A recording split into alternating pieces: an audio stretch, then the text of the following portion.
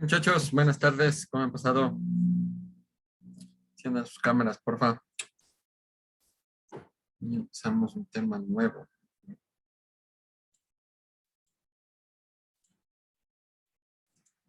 Bueno, chicos, el día de hoy y el miércoles veremos un tema que es también bastante importante, a pesar de que es bastante corto. Ya vamos a ver de qué es lo que se trata. De este proceso que también forma parte del ciclo inmunológico, muchachos. Entonces, como ya hemos ido desarrollando durante el semestre, ha sido de nuestro interés ir estudiando cada uno de los procesos más importantes que conforman el ciclo hidrológico. Vimos ya la precipitación, lo vimos de una manera bastante amplia. Posteriormente hemos revisado el aspecto de la infiltración y ahora vamos a revisar otra de las salidas que le corresponden a este sistema que estamos estudiando, ¿no? Otra de las salidas que toman bastante relevancia es la evaporación y la evapotranspiración, chicos. Entonces vamos a empezar a ver eso el día de hoy. Como les digo, es un tema bastante corto, pero de una relevancia importante.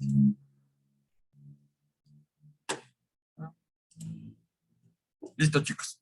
Evaporación y evapotranspiración. Vamos a ver unos conceptos fundamentales. Listo, chicos. Entonces, así mismo como nos enseñaban en la escuela, nosotros ya tenemos un concepto inicial de qué es la evaporación.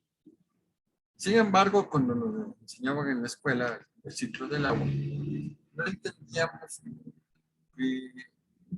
qué comprendía este proceso de evaporación y cuáles eran sus principales utilidades para poder caracterizarlo. Entonces, chicos, este proceso de evaporación y de evapotranspiración, que a la final quedan englobados en esta segunda palabra, en evapotranspiración, es un proceso que nos interesa estudiarlo viéndolo desde dos perspectivas. El proceso de infiltración, que fue el tema anterior a este, recordarán también que lo revisábamos bajo diferentes ópticas. La primera era bajo la óptica ingenieril, en donde a la final la infiltración representaba una pérdida, porque eso no se convertía en escurrimiento superficial, pero viéndole desde un punto de vista de agronomía, de agricultura. La infiltración es un proceso que, muy al contrario, favorecía todos los procesos de crecimiento de las plantitas y los cultivos, etc. ¿De acuerdo?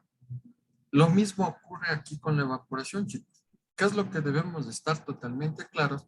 Es de que este proceso representa una salida del sistema, al igual que la infiltración. Entonces, muchachos, viéndolo desde dos ópticas, es fundamental conocer este aspecto de evaporación, sobre todo cuando tenemos volúmenes de agua considerables dentro de nuestros proyectos hidráulicos, de nuestros proyectos que relacionen el aprovechamiento de un recurso hídrico. ¿De acuerdo? ¿Por qué? Porque al tener un volumen de agua de cualquier tamaño, nosotros estamos incidiendo y tenemos que conocer si es que puede llegar a existir algún tipo de pérdida mediante este proceso de evaporación. ¿De acuerdo? ¿Qué es lo que pasa cuando nosotros ponemos una tina al sol y regresamos y resulta de que ha hecho un sol intenso y al siguiente día le encontramos la mitad de esa tina? Es porque evidentemente sufre ese proceso de evaporación. A lo mejor esa tinita no toma una mayor relevancia dentro de una utilidad bastante práctica en cuanto a la ingeniería. Sin embargo, si eso lo tratamos de escalar a un volumen, a un embalse, por ejemplo, un embalse que hemos generado en el cauce natural, este aspecto de evaporación ya toma una relevancia. ¿Por qué? Porque a la final es un volumen de agua del cual estamos perdiendo. ¿No es cierto? Entonces, viéndole desde esa óptica, este fenómeno de evaporación evaporación propiamente dicha, nos interesa conocerlo en estos cuerpos de agua, en los embalses, en depósitos, en lagos, en lagunas, etc. Y viéndolo desde otra perspectiva, una perspectiva también, digamos, la agronómica, agrícola, el proceso de transpiración toma una vital importancia. El estudio de la transpiración de las plantas toma una vital importancia, ya que mediante esto nosotros podemos llegar a conocer cuál es la necesidad de esas plantitas en cuanto a un suministro de riego. ¿De acuerdo? Como lo verán en los siguientes semestres, en la materia de riego, por ejemplo, ahí ustedes podrán observar de que no todas las plantas necesitan la misma cantidad de agua, como para poder ir creciendo y etcétera, etcétera. Todos esos pormenores. Entonces, chicos, este efecto de transpiración, este proceso de transpiración, a nosotros viéndolo desde esa perspectiva de agronomía, representa a la final cuál es la necesidad de agua que tiene determinada cobertura vegetal para poder satisfacerse. ¿De acuerdo? Entonces, chicos, vamos viendo acá y vemos la evaporación. Concepto fundamental de evaporación, lo que ya conocemos desde cuarto grado de la escuela. Es un proceso mediante el cual el agua cambia de estado. ¿Desde qué estado? De estado líquido hacia un estado gaseoso. Nada más. Ese es el proceso de evaporación. Ahora, si ustedes revisan, por ejemplo, varias referencias técnicas, también de alguna manera tratan de adherirle a este concepto de evaporación el proceso de sublimación. Pregunta para ustedes, chicos, ¿han escuchado acerca de este proceso de sublimación? ¿Qué es la sublimación? ¿Qué dice Ricardo Martínez?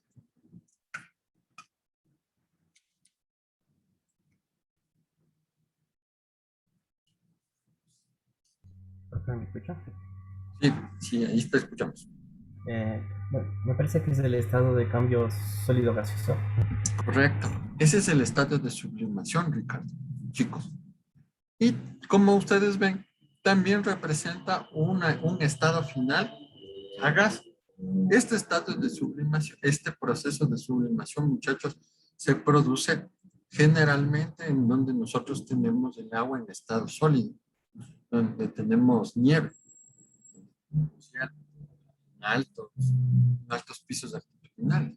Entonces, adherido a este concepto de evaporación, también le podemos ligar el proceso de sublimación. Es un cambio de estado del agua a la final y teniendo como estado final el estado gaseoso. ¿De acuerdo? Sin embargo, chicos, este proceso de sublimación como que todavía no tiene muchos estudios, por llamarlo así. Todavía falta mucho más por detallarse, sobre todo en cuanto a la hidrología. ¿De acuerdo? Entonces, esa es la evaporación, cambio de estado del agua. Ahora, la transpiración es el agua que se despide de las hojas de nuestra vegetación, de las hojas de las plantas, y que a su vez esa plantita no es que lo tomó del proceso de intercepción, chicos, porque recordarán lo que veíamos hasta el día de ayer.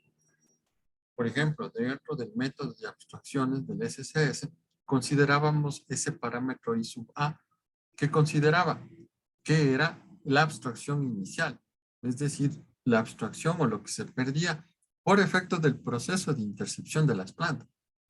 No debemos confundirnos eso. El proceso de intercepción es un proceso anterior a este proceso de transpiración. ¿De acuerdo? La intercepción, recuerden de que llovía y es como que las plantitas se ponían un paraguas y que se quedaba cierta cantidad de agua en las hojas de la vegetación. Y posteriormente, por evaporación, ese volumen de agua regresaba hacia la atmósfera.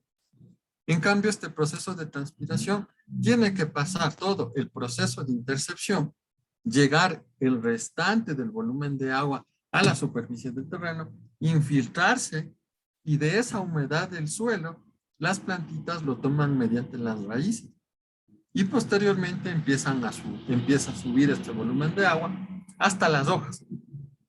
Y una vez que se encuentran las hojas, se evapora. Y a eso se lo llama el proceso de transpiración.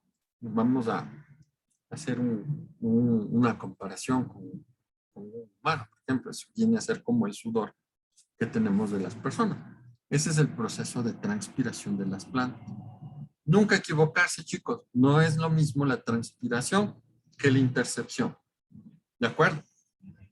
Entonces, unidos estos dos procesos, tanto el de evaporación como el de transpiración, chicos, se genera todo este proceso de aquí, de evapotranspiración, que son dos efectos que se juntan. Evaporación por un lado, muchachos, no se olviden, es la evaporación que nosotros tenemos en los cuerpos de agua, en volúmenes de agua. Y la transpiración, eso está relacionado a este proceso físico-biológico de las plantitas. Y a la final, unidos estos dos procesos, simplemente nosotros podemos decir que la evapotranspiración es un proceso de salida del sistema. ¿De acuerdo? Entonces, ustedes pueden ver aquí en la parte de abajo una gráfica en donde se observa todo el proceso, ¿no? El proceso de transpiración, el proceso de evaporación, descubrimiento superficial, recarga de acuíferos, percolaciones y eso que ustedes ya conocen. Y lo mismo acá, tenemos la precipitación, la zona que recordarán en el capítulo anterior, cuando hablábamos de la infiltración, la zona inmediatamente ubicada abajo de la superficie del terreno, esta zona de aquí, donde se encontraban las raíces, recordarán que también se le consideraba como una zona de evapotranspiración. ¿Por qué? Porque transpiración, las raíces toman parte de la humedad, o a veces toda la humedad del suelo, y también se puede llegar a evaporar, chicos, y eso era algo que me estaba olvidando. La evaporación se puede ocasionar en los cuerpos de agua, en volúmenes de agua, y también en esta parte que nosotros tenemos de la masa del suelo. También puede llegar a evaporarse el agua que se encuentra más superficial de nuestras masas de suelo. También sufren este efecto de evaporación. ¿De acuerdo? Sigamos. Ahora vamos conceptualizando y sin marearnos mucho vamos a entender el por qué se produce este proceso de evaporación. En primer lugar, chicos, este cambio de estado es pasar el agua líquida a un estado de vapor, pero en las condiciones naturales que nos presente la zona en donde nosotros estemos estudiando. A la final, una evaporación, una lámina de evaporación, nosotros podemos entenderla como esto, ¿no?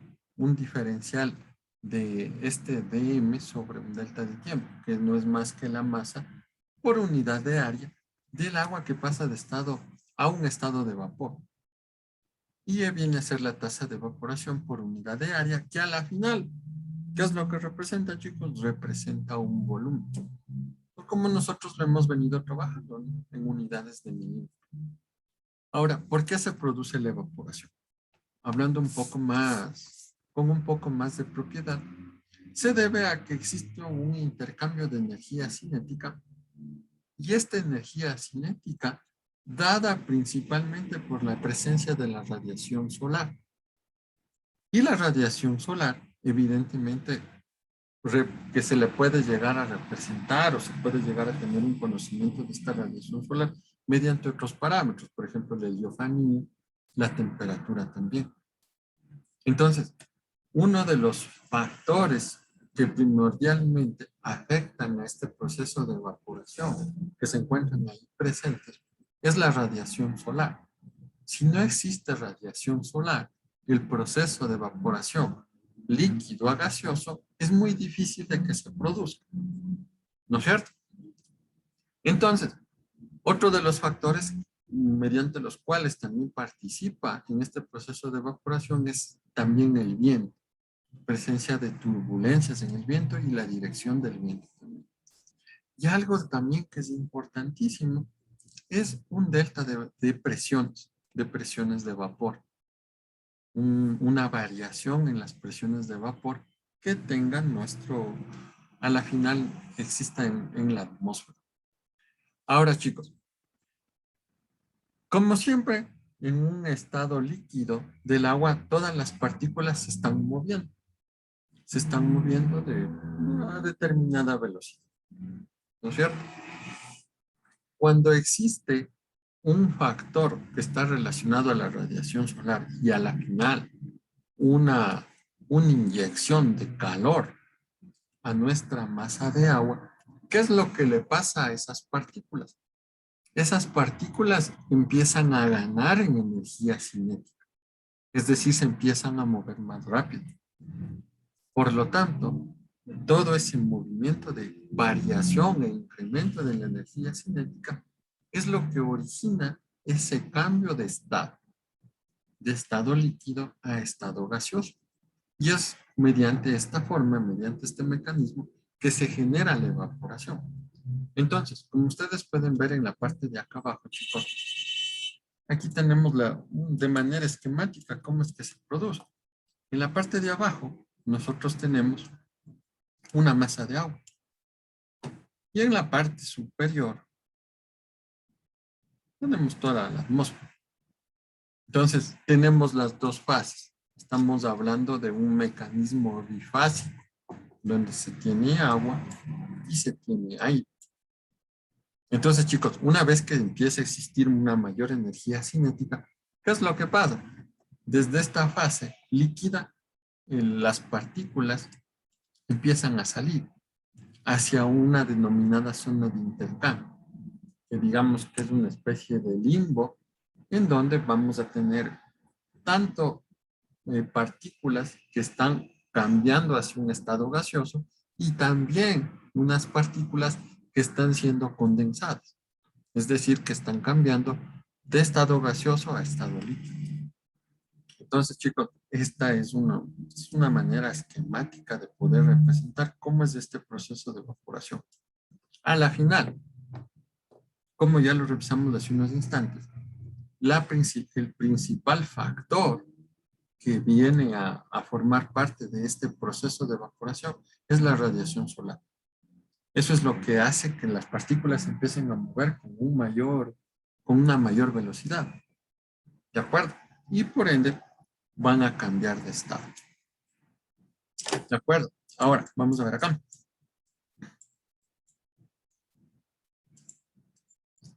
Bueno, las moléculas brincan hacia la atmósfera, es lo que ya les explicaba, ¿no? Producto de ese movimiento, incremento de energía cinética. Y también, desde la atmósfera hacia los cuerpos de agua, también brincan algunas partículas. Entonces, esto es en dos direcciones. Puede producir ese fenómeno de esa manera.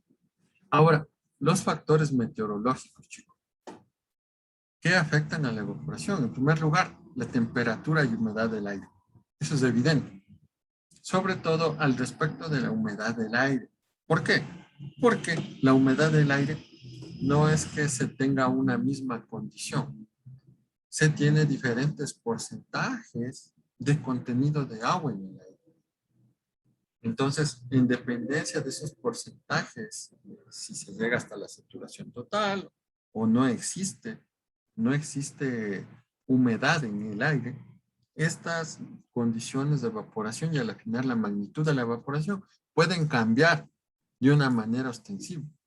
Y la temperatura, obviamente, eso no tenemos que comentar, porque a la final la temperatura viene a ser el parámetro representante de qué tan presente está la radiación solar. Otro de los aspectos es el viento, que ya lo habíamos comentado. Depende de la dirección y a la final de todo este movimiento tridimensional que viene a existir al interior de esta fase, de la fase del aire, de la fase gaseosa. No solo es que se producen movimientos homogéneos, sino también pueden llegar a existir turbulencias. Y eso son fenómenos un poco más complejos. Y la presión atmosférica, chicos. La presión atmosférica también juega un papel fundamental, sobre todo relacionándolo a las características y a las propiedades que tiene el agua. Debieron haber visto en hidráulica, por ejemplo. El agua tiene diferentes propiedades. ¿no es cierto? Y una de esas propiedades es la presión de vaporización. Y la presión de vaporización del agua para nosotros viene a constituirse ese umbral de presión bajo el cual el agua se transforma de estado líquido a estado gaseoso. Pero ahora ya no por efecto de una variación de temperatura, sino por efecto de un descenso significativo de presión. ¿De acuerdo? Entonces, ustedes también debieron haber visto en hidráulica, por ejemplo, de que nosotros trabajamos con presiones relativas, ¿no es cierto? Y eso de alguna manera nos facilita algunos cálculos. Pero hablando en términos de presiones absolutas, estas presiones absolutas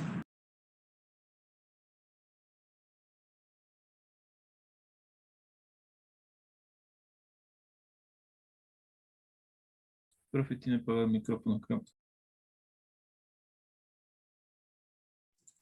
fallas técnicas, chicos, disculpen. Algo pasó, nos sabotea la clase.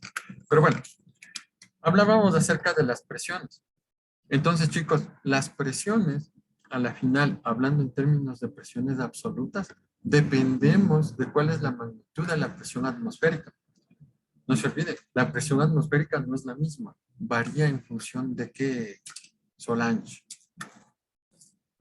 o no varía la La presión altura. atmosférica. Correcto, correcto. La presión atmosférica varía en función de la altura. A mayor altitud, la presión atmosférica es menor. Y hablando en términos de presiones absolutas, eso hace de que cambien nuestras condiciones de presión. Entonces, por eso es que la presión atmosférica toma una importancia bastante significativa dentro de este proceso de evaporación. ¿De acuerdo? Y finalmente, las condiciones de la superficie evaporante. Al momento nosotros, chicos, estamos hablando solo del proceso del fenómeno de evaporación, que es el paso del líquido a gaseoso, nada más. Estas condiciones de la superficie evaporante están relacionadas al contenido de un material adicional en el agua, a la calidad del agua. Por ejemplo, no es lo mismo y no tendremos el mismo resultado en términos de lámina de evaporación si nuestro cuerpo de agua, nuestro volumen de agua es agua pura y en un caso número 2, yo tengo, por ejemplo, un agua en donde yo tenga una alta cantidad de sedimentos en suspensión, o que yo tenga una alta presencia de sales, minerales, o que yo tenga metal. El proceso de evaporación es totalmente diferente en magnitud, en el resultante. ¿De acuerdo? La forma, el proceso físico-químico de evaporación, chicos, está regido por esta ley de Dalton. ¿Qué es lo que nos dice? De que la evaporación es proporcional a un gradiente de presión de vapor que existe. Y la ecuación ustedes pueden notarla aquí. Este gradiente, esta variación de presión de vapor existente en una masa de aire, finalmente está relacionado a la presión de saturación total y también a la presión de vapor que existe en el aire, en ese determinado lugar, en ese determinado instante. Entonces, esto es lo que nos rige, ¿no? La ley de Dalton, que es un poquito compleja de observarla y para nuestros fines de hidrología no nos interesa mucho. Listo, chicos, sigamos. Ahora, la evaporación, como principio, como representación física química, la tienes mediante esta ley de Dalton. Pero para tratar de simplificar un poco los cálculos de la determinación dentro del punto de vista hidrológico, se ha tratado de generar algunas formulaciones de tipo empírico, que ya no dependan netamente de las presiones que tenga la masa de aire, sino que también ya dependa de los otros factores, de estos factores meteorológicos. Eso es muy importante de que se tome en consideración. Entonces, por ejemplo, esta fórmula de Meyer de 1915 nos permite calcular una lámina de evaporación a nivel mensual. ¿De qué depende esto, chicos? Obviamente de las presiones de vapores medias, de la presión de vapor de saturación Y también, como ustedes observan aquí, depende de la velocidad media mensual del viento. Entonces, este es un parámetro que ustedes recordarán, lo obtenemos de nuestras estaciones meteorológicas. Y este coeficiente empírico, que pueden observarlo aquí. De acuerdo, chicos, entonces, esta es una de las ecuaciones que nosotros podríamos utilizar para calcular la lámina de evaporación. ¿Qué es lo que vamos a necesitar conocer? La velocidad media del viento y estas presiones de vapor que se encuentran de manera instantánea y la presión de evaporación, de vapor de saturación media mensual del aire. ¿De acuerdo? De esa manera se puede llegar a obtener una lámina de evaporación. Existe otro método que es este balance de energía. En 1948, desarrollado por el investigador Penn. Un poco más complejo todavía. ¿Qué es lo que nos permite calcular? Evaporaciones a nivel diario, a nivel medio diario. Entonces, como ustedes observan aquí, depende de una constante psicométrica y ustedes recordarán qué aparato tenía a qué aparato nosotros teníamos relacionado estas tablas psicométricas. Era el que nos permitía poder obtener la humedad relativa, el psicrómetro. Entonces, necesitamos presiones de vapor de saturación. En esta fórmula ya se involucra otra variable más, otro factor meteorológico que incide en la evaporación, que es la temperatura del aire. Y estas, reflectividad, radiación solar, la radiación emitida por la masa de agua, están relacionados y pueden ser calculados en función de la latitud a la que nosotros nos encontremos y también de acuerdo al número de horas de sol, que recordarán estaba dado por el parámetro de Ilio-Fanny que encontrábamos en nuestros anuarios meteorológicos. Y también en la parte final pueden ver que también se necesita la velocidad del viento y de esa manera se puede calcular la evaporación en milímetros por día. Una ecuación un poco más compleja, requiere un poco más de información. ¿De acuerdo? Pero de todas maneras ya nos permite conocer la evaporación, esa lámina de evaporación. Ahora, ¿qué problema ustedes observarían o qué problema creen que tendríamos para aplicar esta ecuación del balance de energía? Ya hablando en términos prácticos, chicos, y de lo que ustedes ya han podido revisar y tuvieron la experiencia de caracterizar el clima en sus cuencas. ¿Cuál es el problema que tendríamos? Asentándonos a nuestra realidad nacional. ¿O no le ven ningún problema? Tranquilamente podrían calcular esa lámina de evaporación. ¿Qué dices, Ron? Profe, yo diría la temperatura y la radiación solar, Ya, ¿por qué, pero? porque no es constante. No, O sea, es bastante variable. Por ejemplo, lo de la radiación solar, eso sí no sabría cómo, profe. bueno, eso ya vamos a aprender a determinar la radiación solar en esas unidades, que son gramos calorías centímetro cuadrado por día. Pero sin embargo, chicos, ustedes deben darse cuenta de algo. La caracterización que ustedes hicieron del clima de sus cuencas estuvo dada a nivel medio mensual, porque casi la mayoría de estaciones que nos presenta aquí el INAMI tienen ese nivel cronológico de presentación de los resultados, ¿no es cierto? Si nosotros solo trabajáramos con los anuarios meteorológicos, no podríamos tener, por ejemplo, una temperatura del aire a nivel diario. Eso solo recordarán en las primeras páginas de los anuarios las teníamos para las estaciones más importantes, las agrometeorológicas. Pero para las otras estaciones no las podíamos tener. Entonces, la disponibilidad de información, chicos, aquí viene a resultar un problema para poder aplicar esta ecuación. Porque simplemente no tenemos información para todas las estaciones. A lo mejor tenemos, me parece, para unas 20, a lo mucho en todo el Ecuador. Entonces, eso también es un limitante para aplicar esta ecuación. También para poder calcular la evaporación, y nótese chicos de que estos son eh, formas, métodos para determinar estas láminas de evaporación, de alguna manera con trabajo de gabinete y de forma indirecta. ¿De acuerdo? Entonces, otra de las formas es mediante la aplicación de un balance de agua, que no es más que la aplicación del principio de conservación de la energía, perdón, de la conservación de la masa, la aplicación de la continuidad, y que es nuestra ecuación hidrológica fundamental. Ahora, este balance de agua, muchachos, está netamente y solamente representado en un volumen de agua.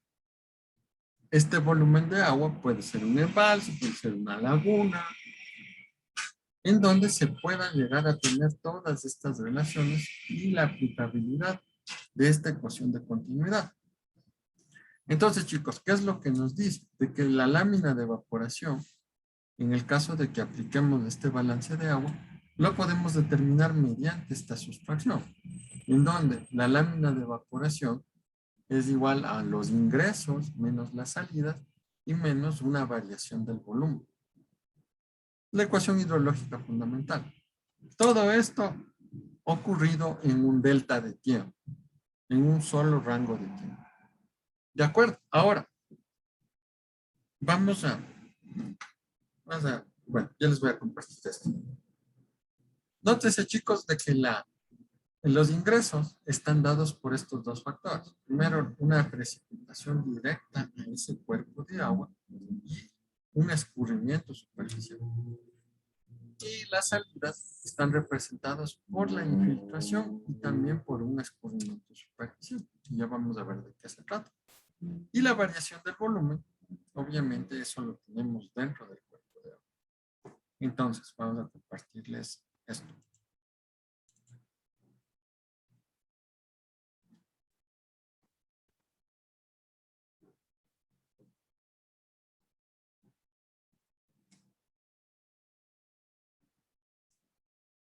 Listo, chicos. Este método del balance de agua en un cuerpo de agua, nosotros lo aplicamos cuando tenemos estas condiciones.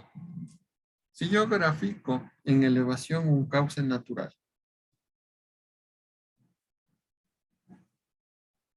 tengo algo así. Ese es mi cauce natural, mi río.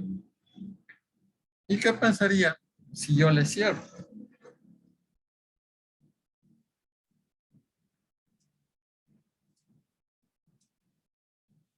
Mediante una presa. Aquí. ¿Qué es lo que va a pasar? De que hacia aguas de arriba se va a generar una retención, un almacenamiento de agua.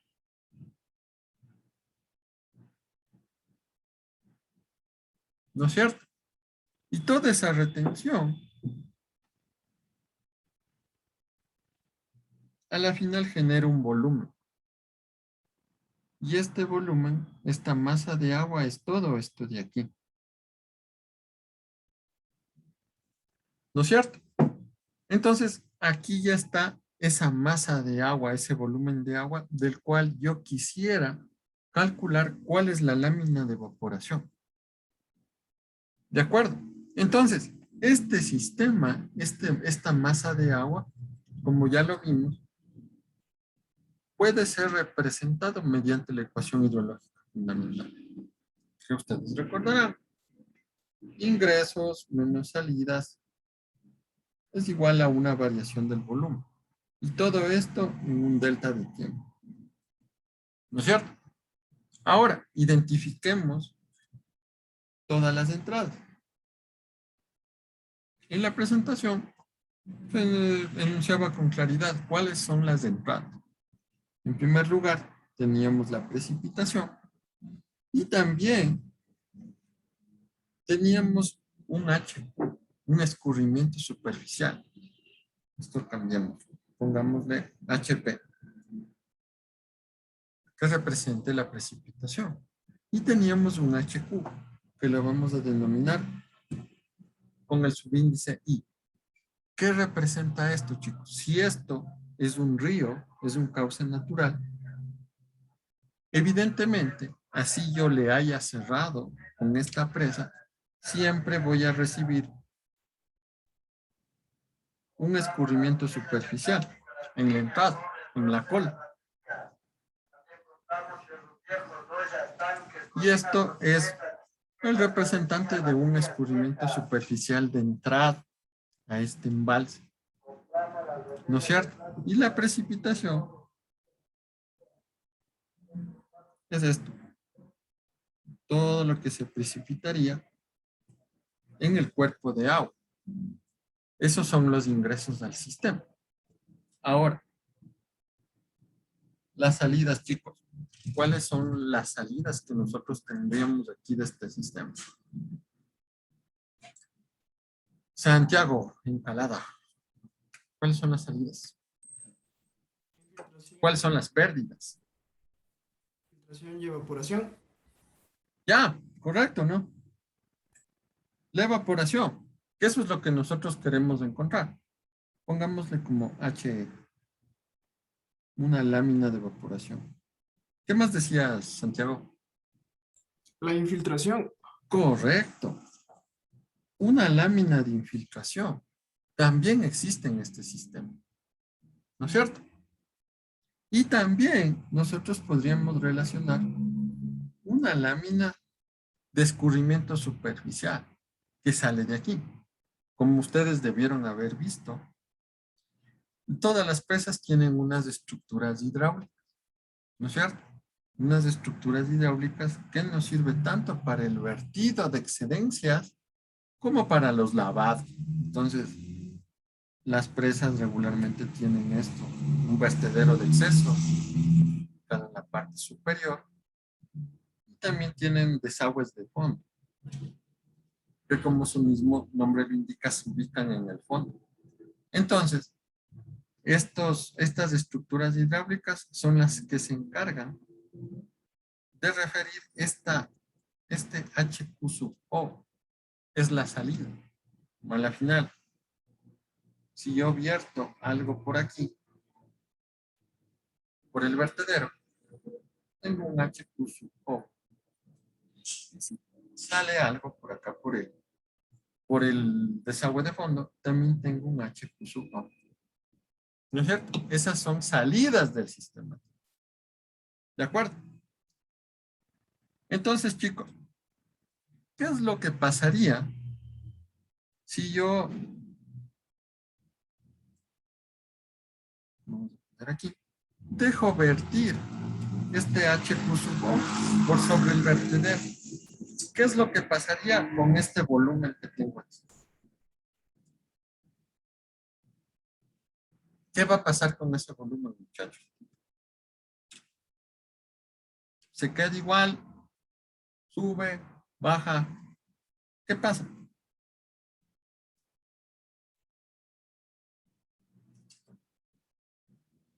Tampoco participativos.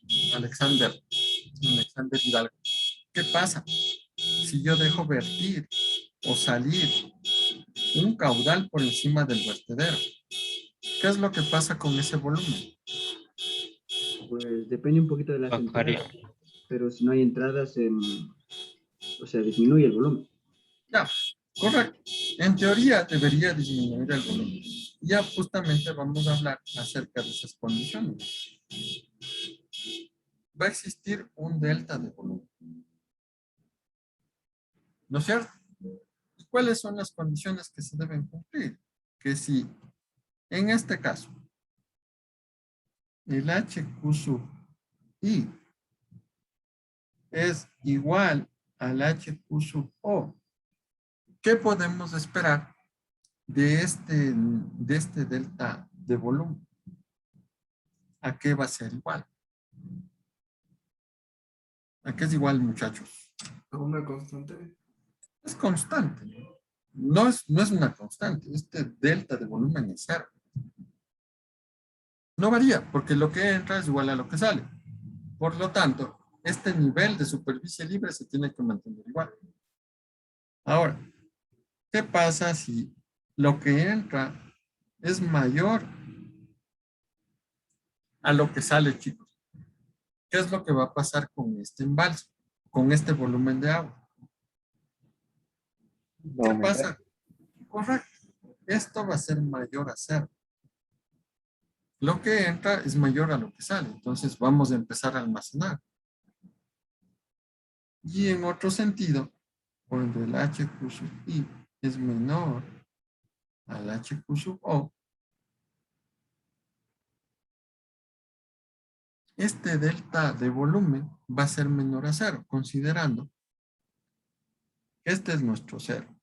Para acá es negativo y para acá es positivo. ¿No es cierto? Entonces se va a empezar a vaciar. Y esa es la forma de poder establecer este balance de volúmenes y de poder observar cuál es la significancia de esta variación del volumen. A la final, chicos,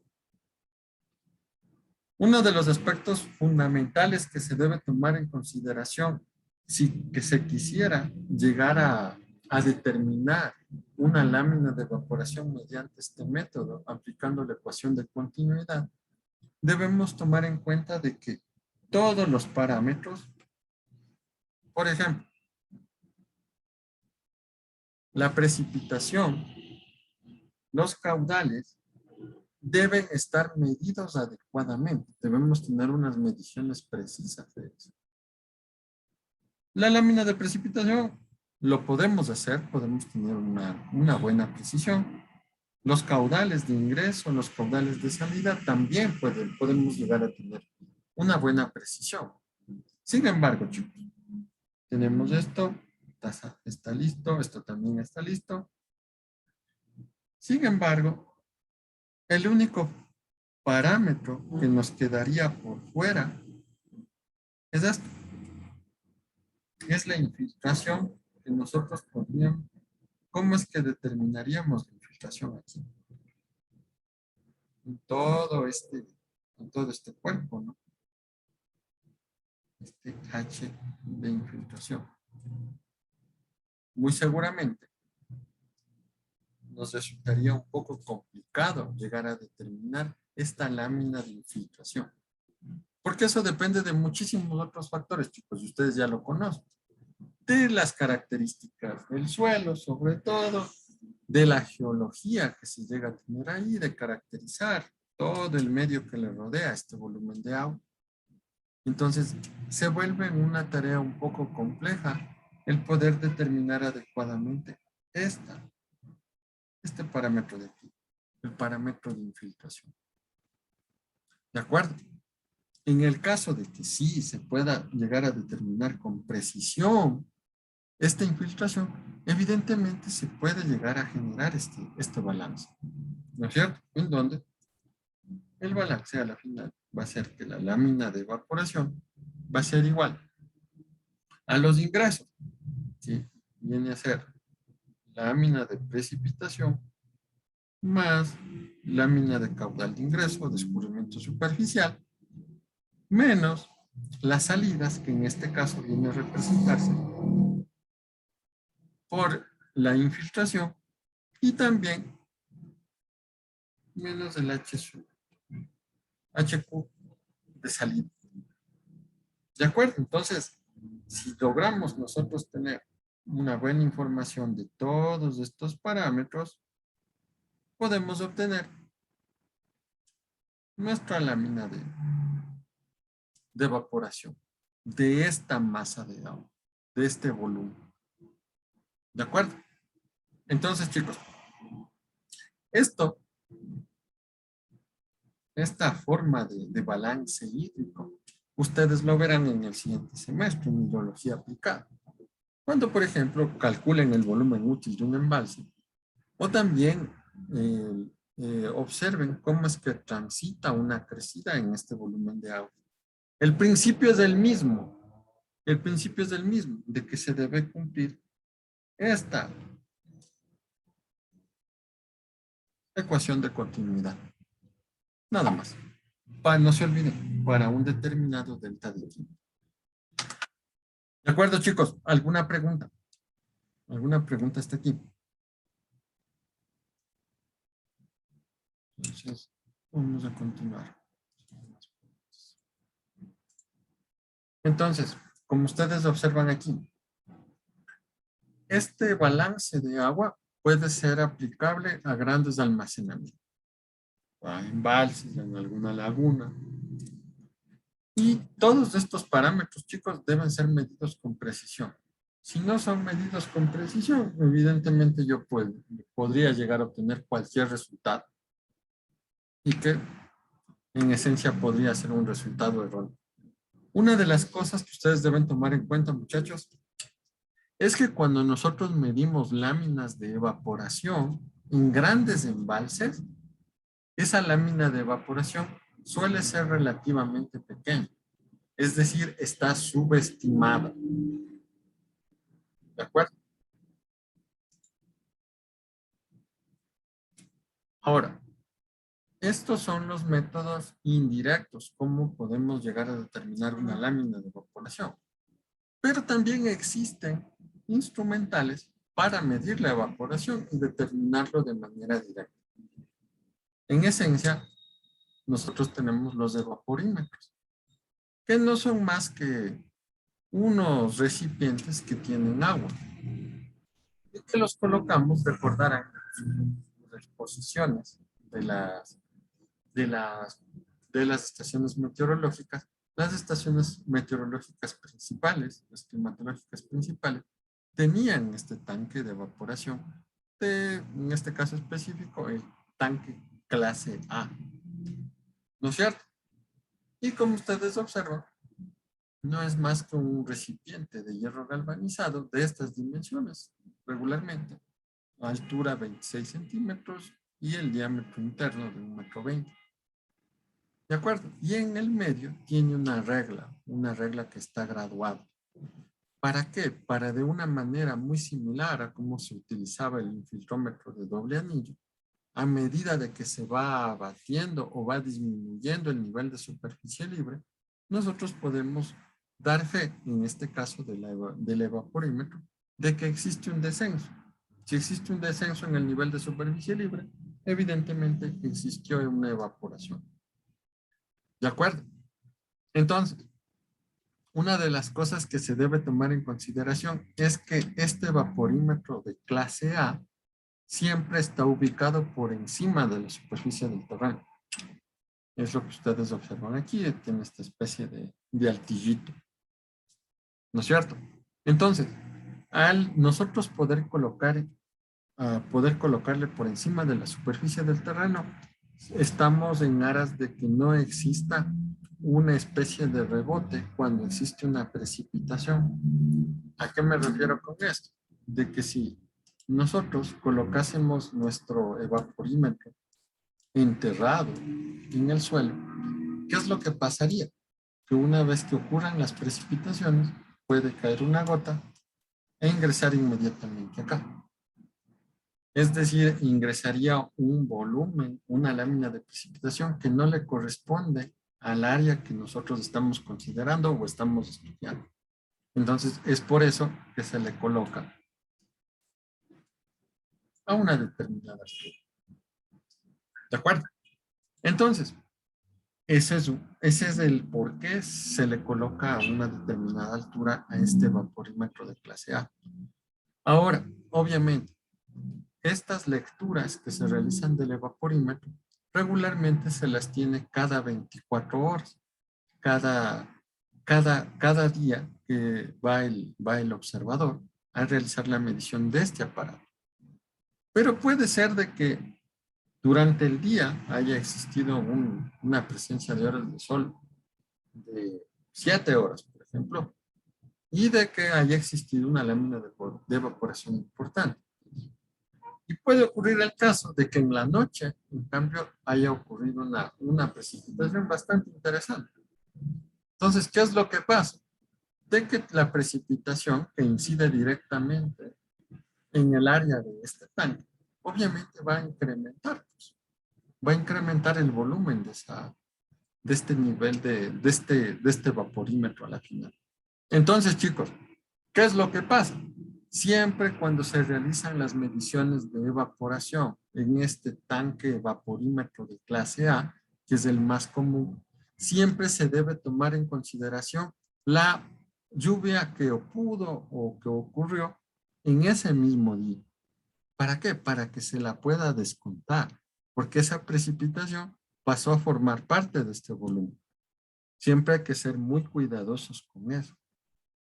Y en el caso de que no se haya existido una lámina de evaporación, si llueve, ¿qué es lo que va a pasar? Simplemente el nivel de superficie libre del tanque se va a sumar más arriba, ¿no? Entonces, siempre se debe tomar en consideración eso. ¿De acuerdo?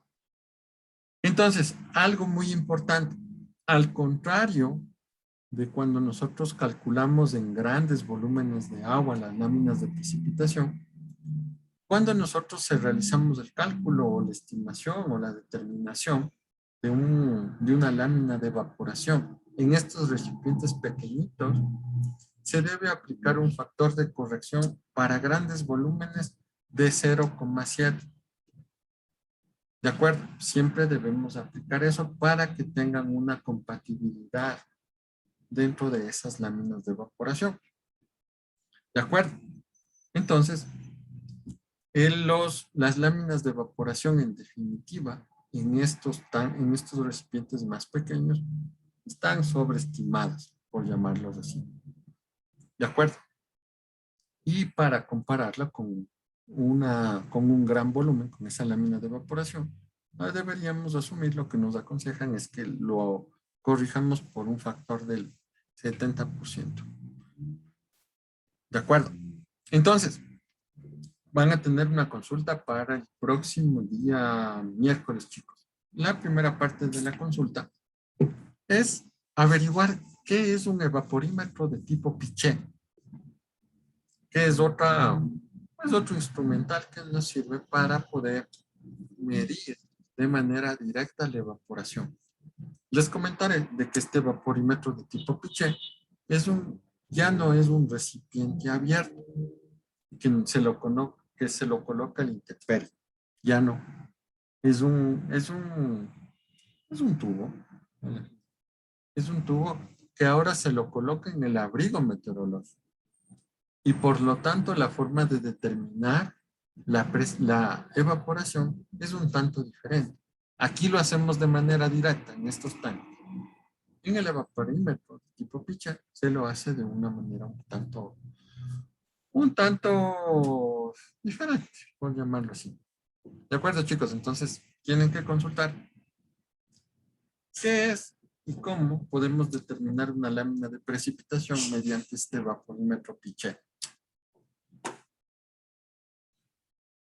Sigamos.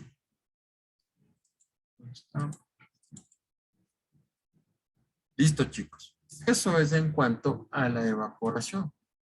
Entonces, hablando así en términos generales, la evaporación nosotros la podemos determinar de manera directa. Claro que sí, la podemos determinar de manera directa mediante el uso de los diferentes instrumentales en nuestras estaciones meteorológicas. Y dicho sea de paso, algo que tampoco les comenté, es de que también existen evaporímetros que se encuentran enterrados. La diferencia y la poca aplicabilidad de estos evaporímetros es de que pueden llegar a tener una influencia de láminas de precipitación que se encuentran en los costados. ¿De acuerdo? Ahora, chicos, entonces, la lámina de evaporación la podemos calcular de manera directa, con un balance de agua, con la ecuación de Penman, que es el balance de energía, o simplemente con la primera ecuación que dependía de la velocidad del viento. Ahora, ya hablando en términos de la evapotranspiración, que recuerden de que es todo este proceso que incluye la evaporación más la transpiración de las plantas, es indispensable de que nosotros podamos llegar a determinar. ¿Por qué? Porque la evaporación por sí sola no representa la salida de todo el proceso. sino nosotros tenemos que llegar a calcular la evapotranspiración, hablando en términos de balances hídricos generales de nuestro cuenco. ¿De acuerdo? Ahora, la evapotranspiración, como lo vimos en la primera diapositiva, es un término que es fundamental cuando trabajamos en el diseño de sistemas de riego, porque finalmente, al determinar esta evapotranspiración, nosotros podemos determinar y afinar cuál es la necesidad de agua que tiene un determinado cultivo o una determinada cobertura vegetal. ¿De acuerdo? Entonces es esencial de que se llegue a determinar la evapotranspiración. Ahora, vamos siempre, chicos, a diferenciar dos conceptos de evapotranspiración. Uno, la vamos a denominar como evapotranspiración potencial y el otro concepto es una evapotranspiración de tipo real. Ahora ustedes me dirán, pero si es evapotranspiración. Sí, chicos, pero cada una de estos conceptos están referidos a una condición totalmente diferente, sobre todo de la humedad del suelo. Entonces, la evapotranspiración potencial es el conjunto de los procesos de evaporación más la transpiración de las plantas. Pero esta transpiración se da con ciertas condiciones de humedad del suelo. Es decir, estas condiciones de humedad del suelo son las más favorables para las plantas. ¿Qué quiere decir eso? De que nuestras condiciones de humedad del suelo siempre están tendiendo a ser del 100% de humedad. Y que en todo el tiempo siempre se tiene esa condición de humedad, esa disponibilidad de volumen de agua para que las plantitas puedan tomarlo mediante las raíces y posteriormente crecer y posteriormente se produzca el fenómeno de transpiración. Pero ¿qué es lo que pasa, muchachos? Esta disponibilidad de agua, a la final tener este porcentaje bastante alto de humedad del suelo, no es posible tener. Y al igual que les decía a sus compañeros del paralelo 1, hagamos memoria de nuestras curvas de variación estacional, de precipitación. La precipitación no es la misma durante todo el tiempo, ¿no es cierto? No es homogénea, tiene una forma totalmente heterogénea, en donde las precipitaciones, si hablamos de un régimen de cuencas que drenan hacia el Pacífico, ¿qué es lo que pasa? Tenemos en abril y mayo unos picos importantes. Y en las épocas de septiembre, de agosto también, tenemos unas bajas de precipitación, ¿no es cierto? Entonces, relacionándole a esa estacionalidad de cómo es que se generan las precipitaciones y a la final el ciclo hidrológico, chicos, podemos observar de que esta condición de tener prácticamente todo el tiempo una condición de humedad del suelo al 100%, es decir, una disponibilidad de agua al 100%, no lo podemos llegar a tener siempre. Y es por eso que siempre necesitamos o bien el apoyo de un sistema de riego. ¿No es cierto? ¿Por qué es que nosotros diseñamos sistemas de riego, chicos? Precisamente es por esto. Porque no podemos tener de manera permanente una disponibilidad adecuada de volumen de agua para que las plantas puedan crecer. ¿No es cierto?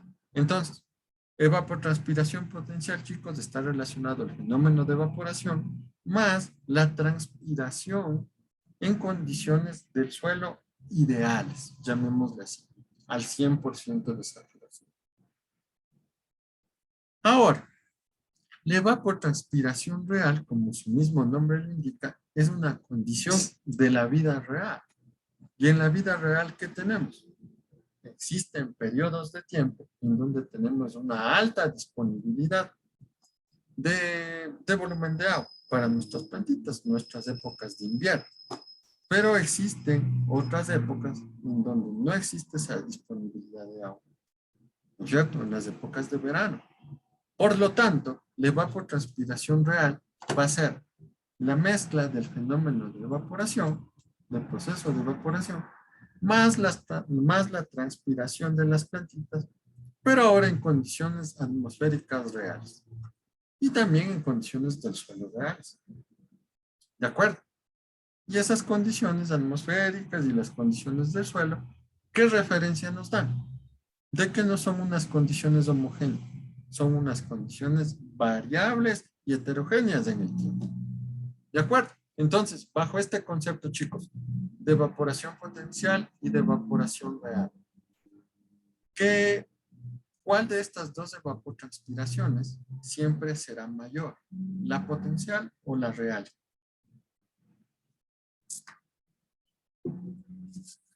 ¿Qué dices, Alexis Freire? Yo creo que la potencial, profe, porque se mantiene un constante el agua. Ya, correcto. Tu respuesta es correcta. Es la evapotranspiración potencial. Siempre va a ser mayor que la real.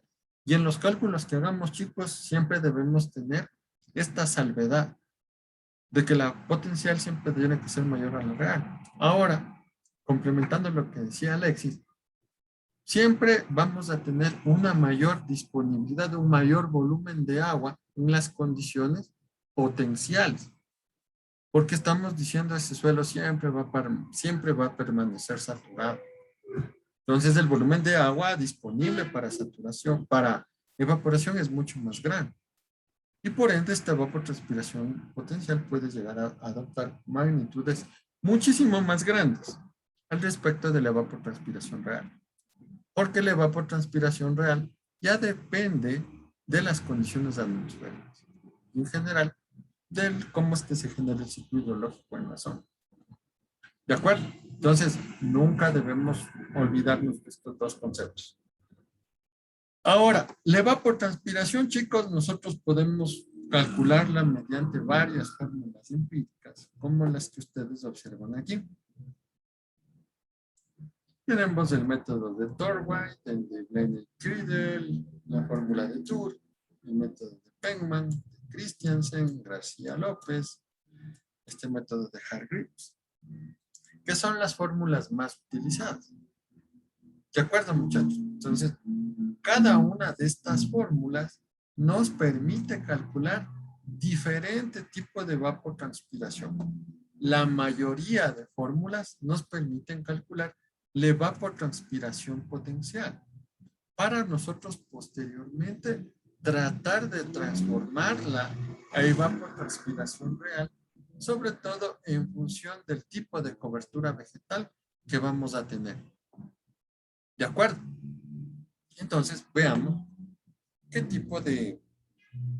cuáles son estas ecuaciones. Haremos un ejercicio, varios ejercicios el día miércoles. Entonces, empecemos por este método de Torway, que data del año 1994. ¿Qué nos permite calcular? Esto, chicos, siempre deben estar bien pilas. No es que todas las fórmulas nos permiten calcular la evapotranspiración potencial y real, o solo la real o solo la potencial. En este caso nos permite calcular la evapotranspiración potencial. Y también tenemos que tomar en consideración a qué cronología pertenece. ¿De acuerdo? En este caso, el método de Torway, evapotranspiración potencial a nivel medio mensual. ¿De acuerdo? ¿De qué depende este método de Torway? Depende de uno de los factores meteorológicos, que es la temperatura, netamente. Entonces, como ustedes observan, chicos, para poder calcular la evapotranspiración, ya hablando en términos prácticos, vamos a requerir de toda la base de datos que ustedes generaron para la caracterización climática. Ahora, al momento, para aplicar el método de Torway, tenemos que necesitamos ya la temperatura media mensual. ¿De acuerdo? Y también, como ustedes observan aquí, necesitamos de la determinación de este factor K. K sub I, que es un factor de corrección y que depende de la latitud en donde nosotros nos ubiquemos. ¿De acuerdo? Y tenemos diferentes correcciones para cada uno de los meses. esto al respecto del método de Torway. Haremos un ejercicio la próxima semana. Entonces, tomen en cuenta, chicos, y lo que principalmente me interesa ahorita, es de que vean qué tipos de variables necesitamos para poder calcular la evapotranspiración. En esta materia, en hidrología, no vamos a calcular mediante todos los métodos. Vamos a calcular con unos 2 o 3 métodos. Porque esto, el cálculo de la evapotranspiración, ustedes lo ven a detalle en la materia de riego. Siguiente método, el de Blaney and Criddle. Ahora, ¿qué nos permite calcular esta ecuación? La evapotranspiración potencial, pero ahora a nivel diario. ¿De acuerdo? Y para poder calcular a nivel diario, ¿qué necesitamos? Necesitamos de la temperatura, también se necesita de la humedad relativa, de la velocidad del viento y del brillo solar, que está relacionado al heliofaniento. Entonces, tan solo comparando con la otra ecuación, ahora necesitamos muchos otros parámetros, muchas otras variables, para poder determinar esta evapotranspiración mediante este método de aquí. Y como que ustedes observan, está a nivel medio diario. Obviamente, estas ecuaciones incluyen algunos coeficientes de corrección, como el que ya vieron en el método anterior, que es el factor K, que dependía netamente de la latitud. Por ejemplo, este factor P de aquí también depende de la latitud. Este número de horas de brillo solar, este N, que ya hemos de ver qué significa, cuál es la utilidad, también depende de la latitud. ¿De acuerdo? Y este coeficiente A y B también. Depende de algunos otros parámetros. Entonces, chicos, al momento, ¿qué es lo que necesitamos de nuestras caracterizaciones del clima? La temperatura, la humedad relativa, la velocidad del viento y la heliofanía. Entonces, para que vean que la caracterización climática de sus cuencas no fue en vano. Lo vamos a utilizar aquí.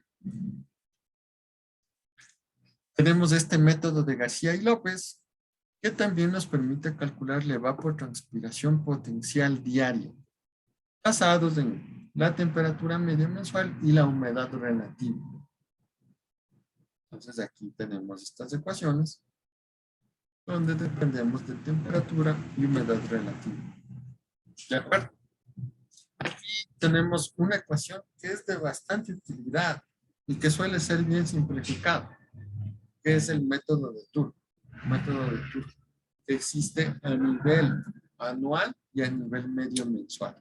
La ecuación que ustedes observan aquí es para calcular la evapotranspiración potencial anual basados en la temperatura y adicionalmente, chicos, en la precipitación.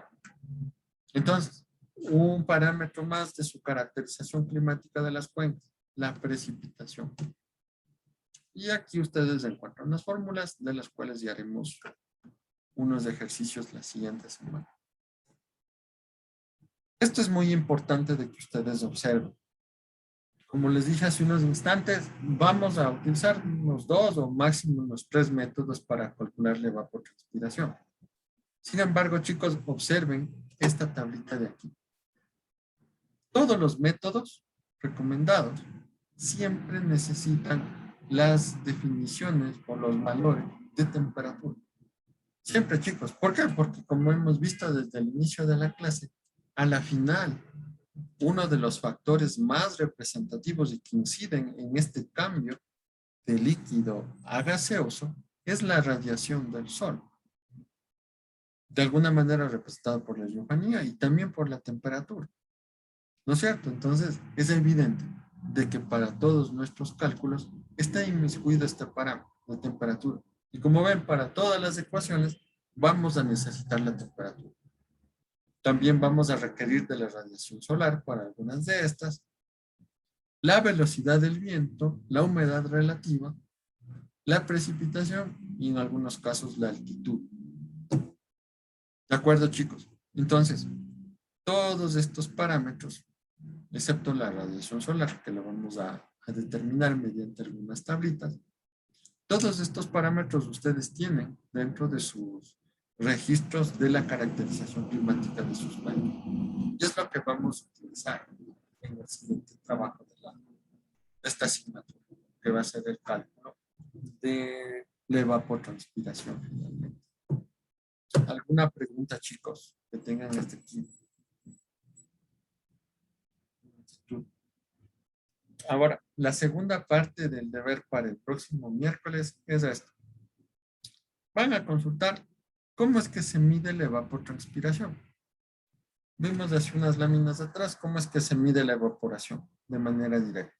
Con un picheo o con un evaporímetro que esté totalmente visto a la intemperie. Pero la evapotranspiración se utilizan otros aparatos. ¿De acuerdo? Entonces, la segunda parte de su consulta es cómo se mide la evapotranspiración. Listo, chicos. Preguntas, dificultades, quejas. No se olviden de que para el próximo viernes de su Atlas, ¿no? Ya deberían estarlo terminando. Acerca del Atlas, ahorita que tenemos unos minutos de tiempo, verán, la calificación del Atlas va a tener 3 componentes. El primer componente, y que va a ser el 50% de la nota, lo voy a poner yo. El 20% la va a poner el Camilo. Va a revisar a fondo todo su Atlas climatológico. Y el 30% restante le voy a compartir a una de mis colegas que trabaja en Chile y que también fue alumna de la Poli, y ella desarrolló un atlas climatológico del Ecuador en el año 2010. Entonces ella tiene todo el conocimiento de cómo es que se genera un atlas. Y la calificación que nos ponga la ingeniera va a ser del 30%. Así es que, chicos, esmérense en su atlas climatológico, porque tienen una semana para poder terminar. Preguntas, muchachos, ya para terminar la clase. Entonces, si no hay más preguntas, nos vemos el próximo día, miércoles. Unos ejercicios acerca de evapotranspiración. Ya les envío la clase del jueves, miércoles y de hoy. Les envío eso. Y también lo que les había ofrecido acerca de los números de curva. Una referencia adicional. Listo, chicos. Cuídense mucho. Pórtense bien. Buen fin de semana. Chao. Oye, gracias.